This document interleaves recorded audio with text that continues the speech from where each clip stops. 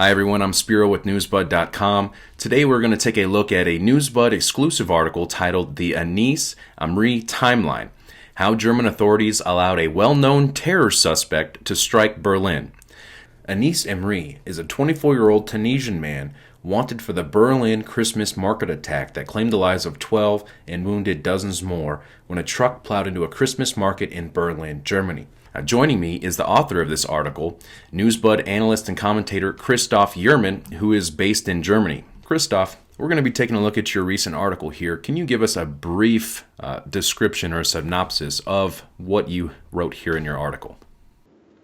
Yeah, sure. So I took the timeline that the head of the State Criminal Police Office in North Rhine-Westphalia presented last week, and translated it and added some additional information to illustrate the extensive knowledge of the German security authorities about Anis Amri. One thing that you will notice right away when you take a look at the timeline is that Amri used about 14 or at least 14 different identities. Now, in your article, you mentioned on January 5th there was a meeting of the state's Parliamentary Interior Committee in Dusseldorf, there in Germany, where one of the security officials acknowledged the potential threat of the terror suspect. Tell us about the meeting and who the participants were and what the outcome of this meeting was. Yes, this was a meeting in North Rhine-Westphalia, which is a state in Western Germany where Anis Amri spent a lot of time. And this was a meeting of the state's Parliamentary Interior Committee. And the Interior Minister of North Rhine-Westphalia, Ralf Jäger, was one of the participants. And another important participant was the head of the State Criminal Police Office of North Rhine-Westphalia, the LKA.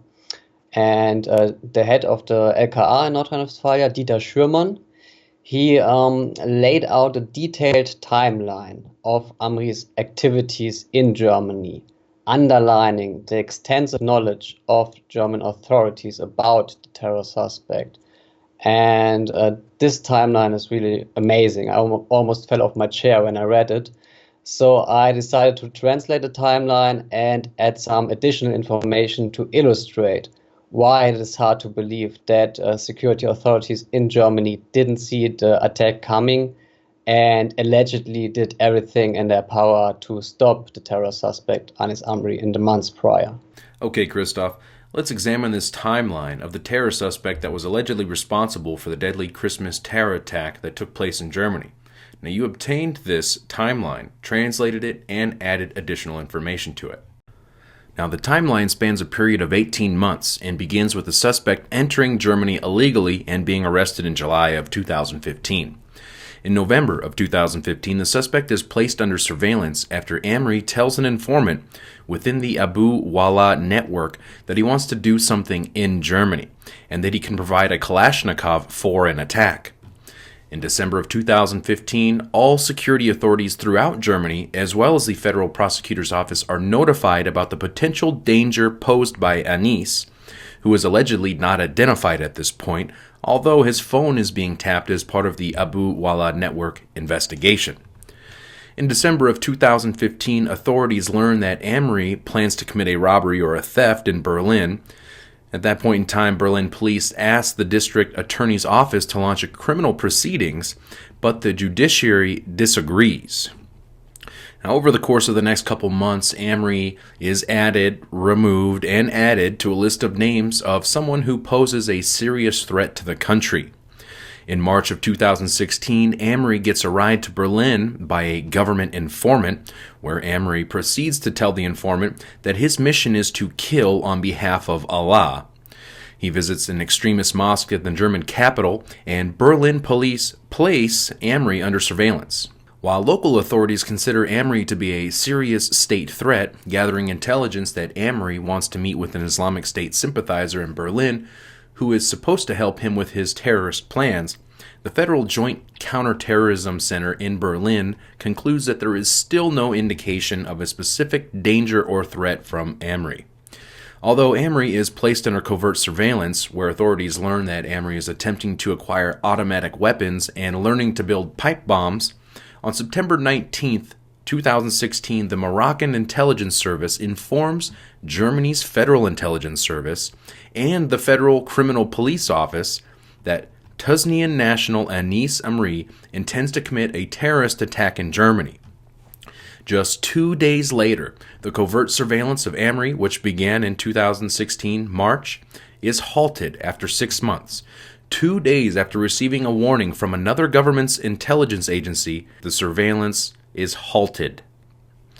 The very next month, the same Moroccan intelligence agency warns Germany for the second time, which they have already known, that Amri intends to carry out a terrorist attack.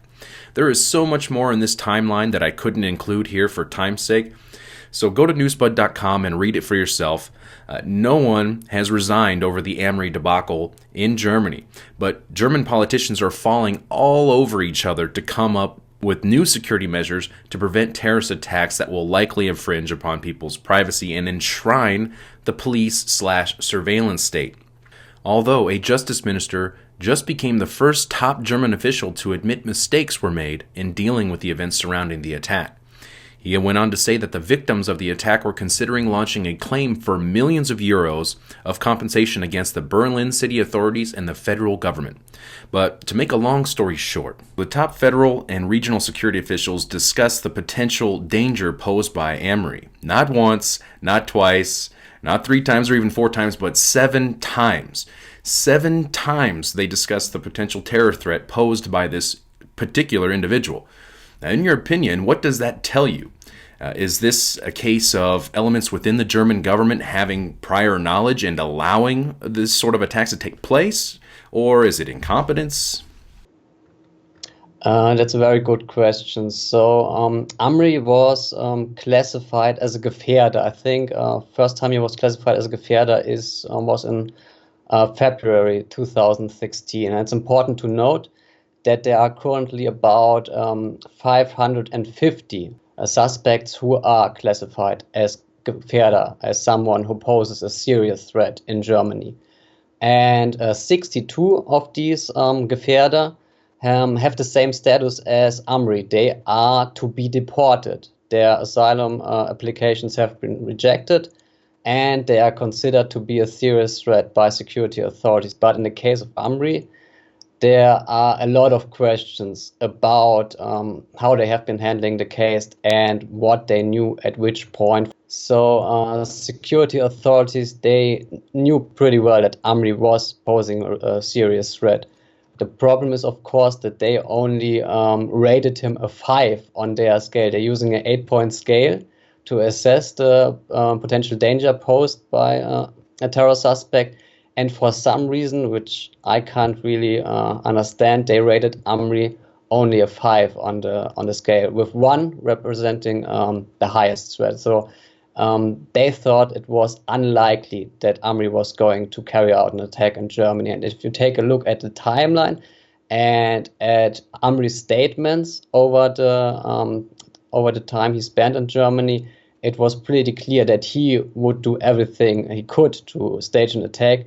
But he wasn't necessarily the smartest guy, and he apparently needed some help, and he was moving in these Islamist networks in Dortmund and in Berlin, and was looking for help, for someone to help him carry out an attack. And security authorities knew this early on, so there are a lot of questions about what they knew at which point and why they acted the way they did.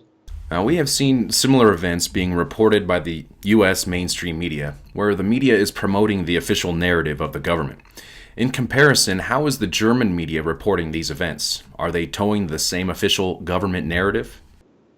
Yes, of course, they're towing the same official narrative, very uncritical reporting, but there has been so much information that has come out in the last few days after the attack. It's just amazing, the extensive knowledge of the German authorities, and there's no point in denying that mistakes have been made on the side of the security authorities. It could even influence the federal election later this year. The attack has really rekindled the debate about Merkel's refugee policy and, of course, the never-ending security versus liberty debate.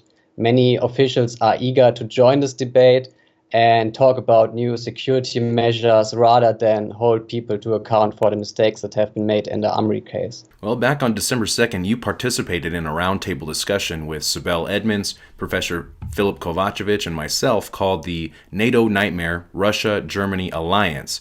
And in that roundtable, we discussed the very important upcoming German elections. Now, Christoph, in your opinion, will these terror attacks hurt or help Angela Merkel's chances for re-election there in Germany? That's a good question. There has been one poll that came out just a few days ago after the attack, which suggested that this attack didn't hurt Merkel at all and may actually have helped her.